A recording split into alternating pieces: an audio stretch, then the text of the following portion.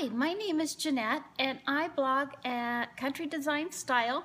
I'm gonna stick my head in here. I'm actually working at the kitchen counter. Hi, thanks for the hearts. I put together a toy box and I was getting ready to fill it and I thought I would share it with everybody. So this is my toy box. I made it with scrap wood. I had a sheet of MDF which I put on the bottom, and I just kind of had scrap pieces and I cut some to fit and everything. And I thought I'm going to start filling it up and showing you guys kind of what I did.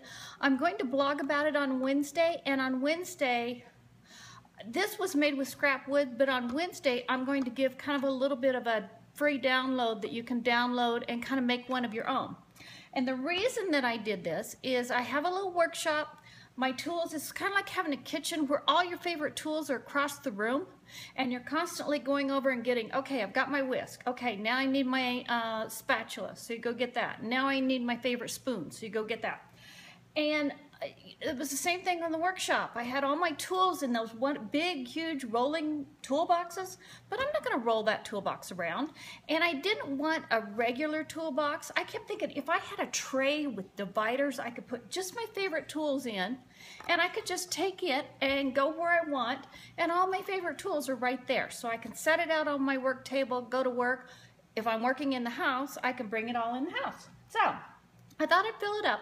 I use this a lot, a little sliding rule and a level.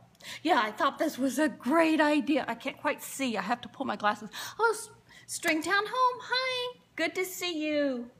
It's Heather.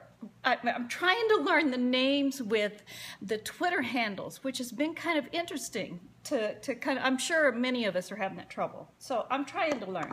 But anyway, I thought I'd stick that in there, put my hammer in next to it. And I wanted the hammer to not fit completely down so it's easy to grab. Pull it out, I'm ready to go. And then I left a big area open and I made a little box. And inside this box is all the little drill bits that you use, the little drill screwdriver bits, you know, whether it's the big Phillips ones, whether it's the flat ones. If you need a long one, I've got one of those in there to put on the end of my drill. And then I've got several of my favorite little drill bits that I have in there, just the smaller ones that you tend to use a lot. And then I've got these things. I don't know if you know what these are, but you put it on your drill and you put your screw in. I wish I had a screw. And you can slide that over the screw a little bit and it keeps you from going all wonky and getting your screws in straight. These are great. So I've got a couple of those.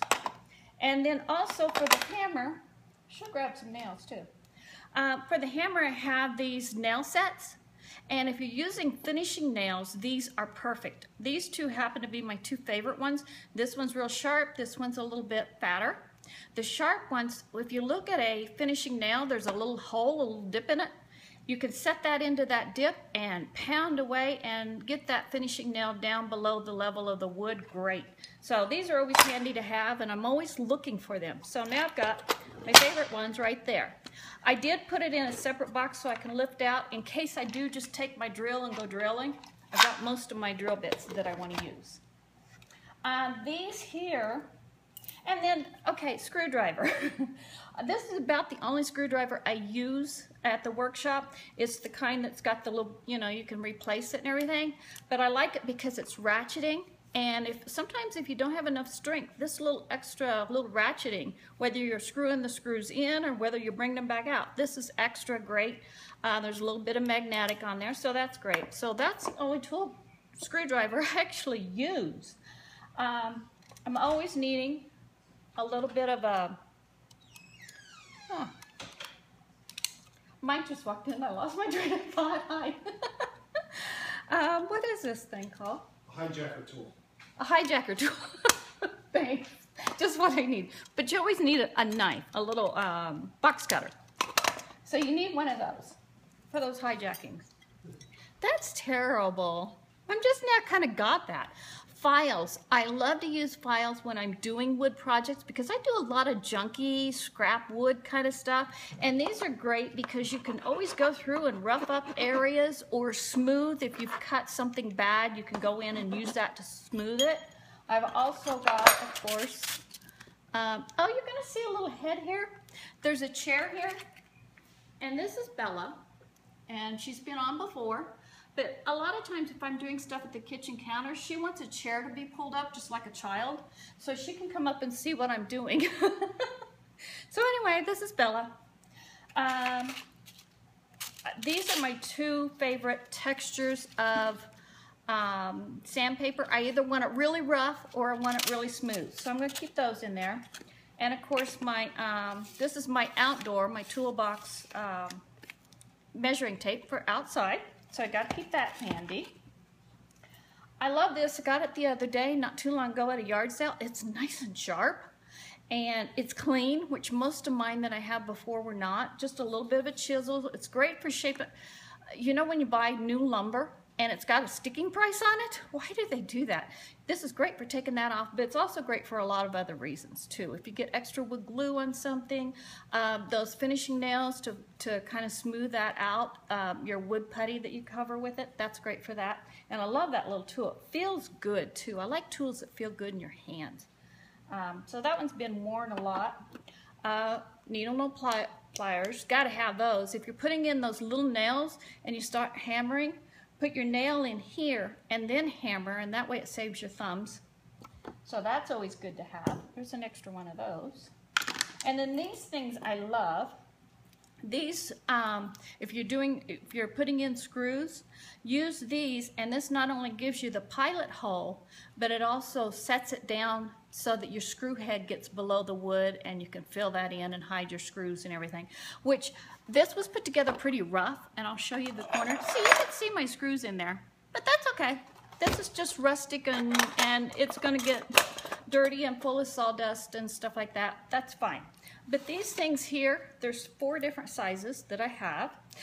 Oh, if you're using these and this breaks off, which sometimes that happens, that little screw, put it up closer, that little screw there sometimes will break off. There is a little place here on the side where you can put in an Allen wrench and you can undo that and get another drill bit that size and fill it in and then tighten it down and you're good to go again. So just another little tip for you. But anyway, I actually drilled these in and thought I'm going to keep these right there handy. So I did that. And I may do the same with these. I like this drill bits. Again, they're just kind of small set. But I like the ends of these because they're octagon.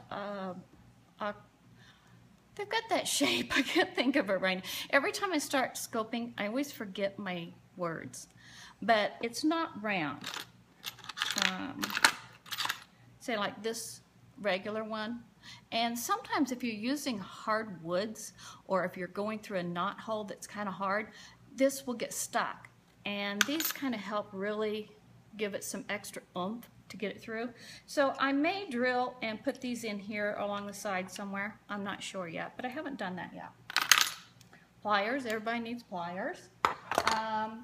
Wire cutters, gotta have that.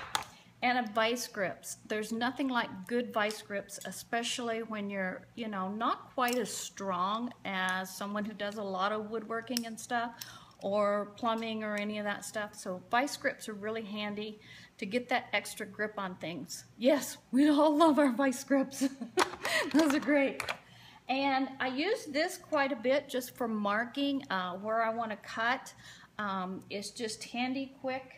I didn't put a pencil in here, but I will. But I use this a lot on just my boards as I'm cutting along. I used it even in making these. It was like, okay, I want to cut there, draw my line. It was quick, easy. Hi, Megan.